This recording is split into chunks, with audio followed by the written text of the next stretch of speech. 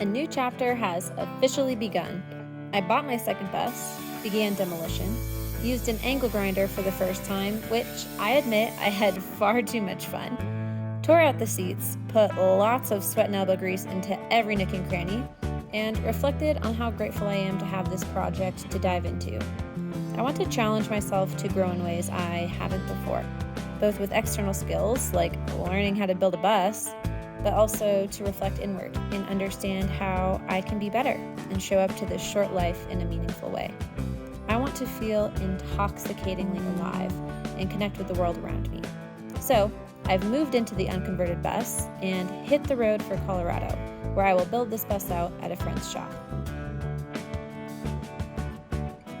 An hour into my drive, I started smelling coolant again, so I pulled off at a rest stop to investigate. The rear heater was giving me trouble once again. It was both leaking coolant into the bus and giving off fumes from evaporating coolant that were not ideal for Rio or I to be breathing. I knew I couldn't safely continue driving without addressing this issue, but I wasn't exactly sure how to. Welcome to the undercarriage of my bus. I called my good friend Charlie, who's helping me with the build, and he said that if I was lucky, I might have a valve, or if I was even luckier, 2 valves to cut off the coolant going to the heater. Look what I just found. Boop, boop. Valve 1, valve 2. So I just turned them, and I might even just poke a hole in the hose so that any coolant that's still in the line doesn't continue to evaporate in the bus or leak into the bus. And just be done with this. Look at me. I'm doing the damn thing. Bus life. We cut it. There's no going back. I'm scared to cut it more because of the pressure. I just turned the bus on to see if I can monitor the coolant level. See if it's still pushing coolant to the line. Because if I just cut this and it is, then we have a problem. But I don't think it is.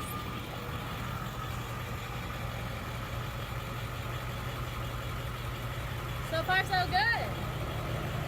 So, I'm gonna go dump this and be on my merry way. I'll probably stop in like 20-30 minutes just to check my coolant level and make sure that those valves did work. Yeah, and then I'll be rid of this heater forever, hopefully. Just realizing I did all this in my slippers. Okay, about a mile down the road and everything seems to be good so far. I don't see a trail of coolant behind me, which means I must have gotten most of the coolant out of the lines and that the valves worked. Yeah! Woo! Problem solving on the road, baby! Wow, I am so lucky I had those 2 valves. Just check to see if the heater is leaking and if it's hot. No, it's not! Ah! Okay, we'll pop the hood. Oh, sorry, Ria.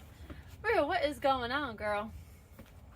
Coolant level is still very healthy. It's a little bit lower than what I put it at, but that could have just been the angle or air in the line. I think we're good.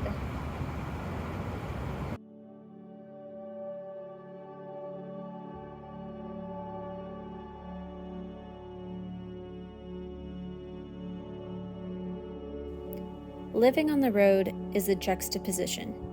It is to live empowered in self-reliance while simultaneously being completely dependent on the world around you.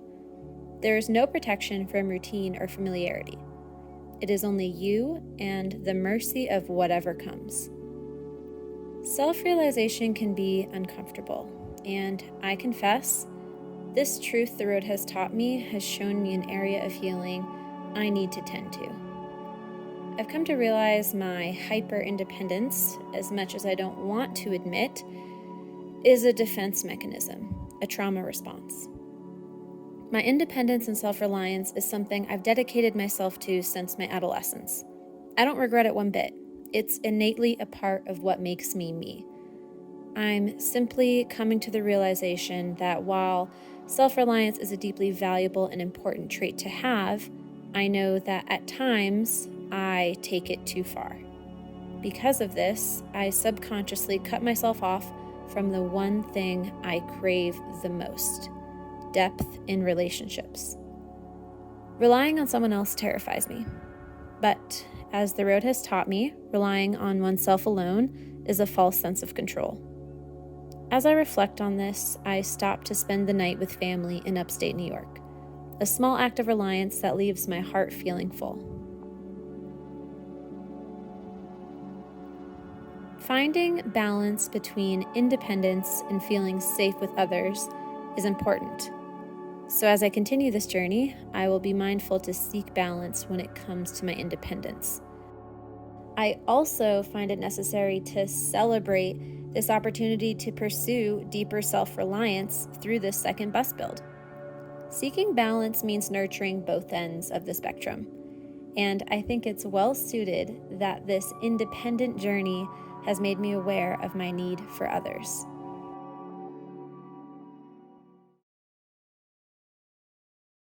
The next morning, I climbed back into the driver's seat, pointed towards Colorado, and continued into the unknown. As hours passed, I began to search for a place to call home for the night. I was curious what the road would offer me this time. Lucky for me, it was a slice of paradise.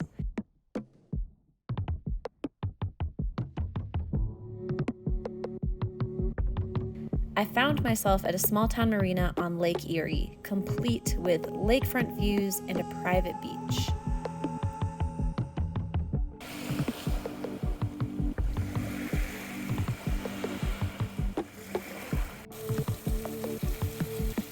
This is the magic of the road. One moment I'm cutting into my coolant lines, the next I'm watching a waterfall cascade into Lake Erie and get to call this special place home.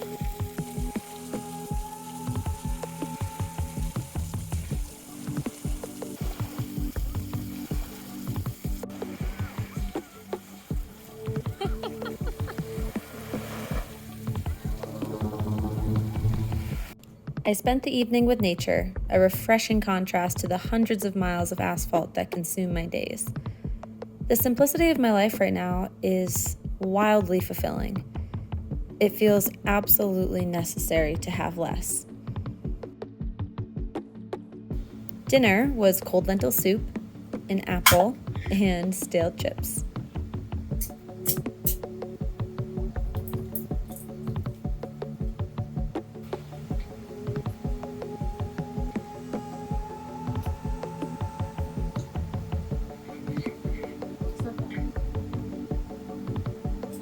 Guys, we have our first van friend. There's another solo female with a dog. We gave each other the nod. And now we've squatted up in this corner of the pier. Yes.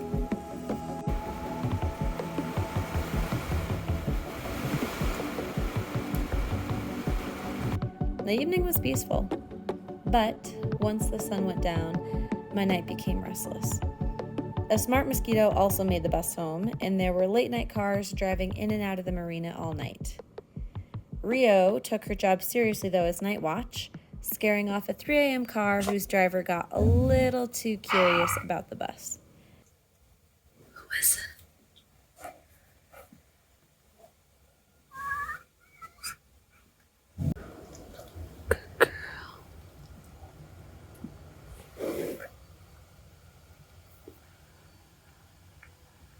But in the morning, we had the lake and the waterfall all to ourselves once again. The ebb and flow, high and lows, juxtaposition of this wild lifestyle keeps me on my toes and has me feeling more and more grateful with every moment.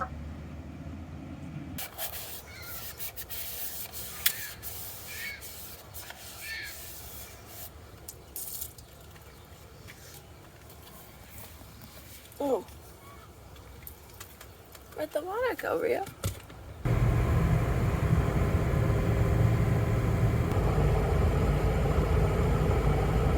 Just stopped at good old Advanced Auto Parts, got new wipers, and now I think we're ready. Rio, you want to go to Ohio? Oh, So I think we're gonna reroute. Initially, we were gonna be going just outside of Chicago because it was the shortest route. But then I realized if I reroute and go through Columbus, which is where my brother lives, it only adds 30 minutes. And he has availability today. So what we're gonna do, we're gonna go see my brother, which will be a nice little pit stop.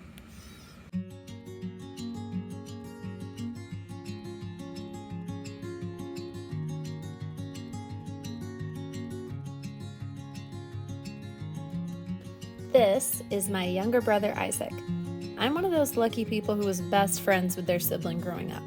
I trust no one more than this kid right here.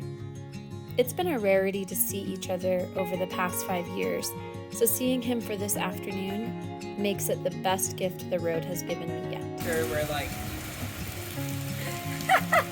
Got caught in the rain!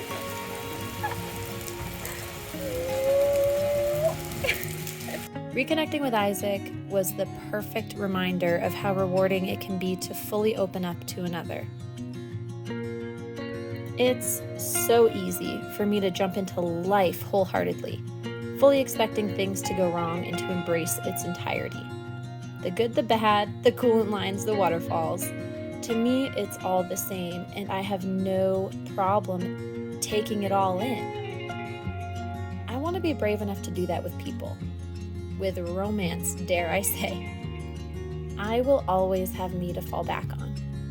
I know this. So why miss out on the beauty of others? On the depth that can only be experienced when shared?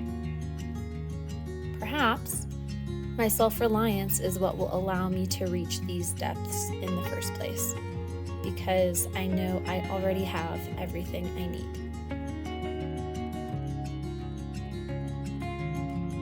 Lessons from the road.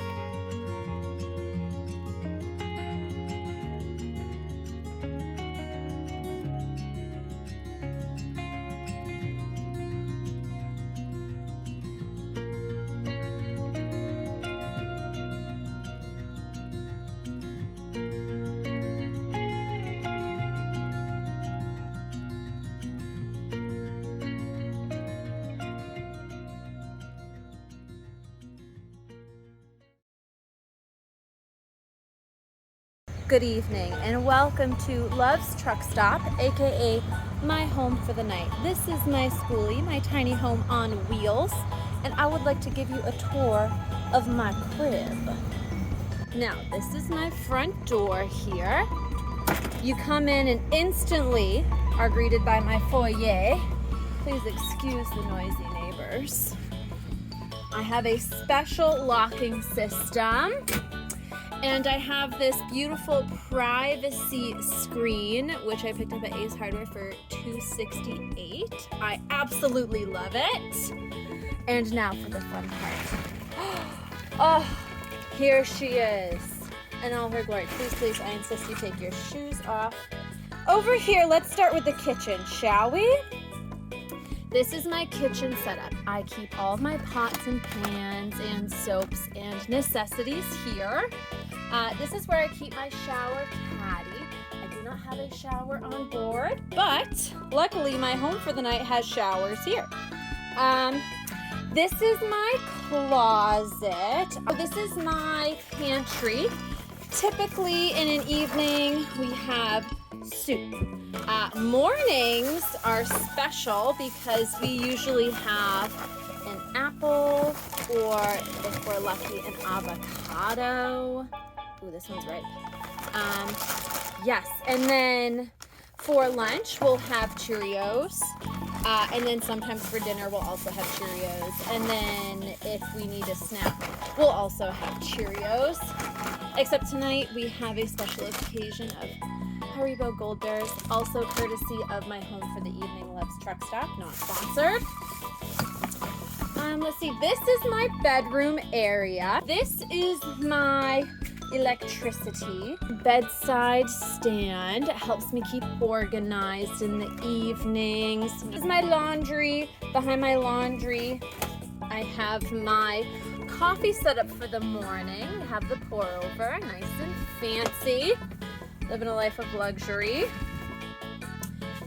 And that's about it.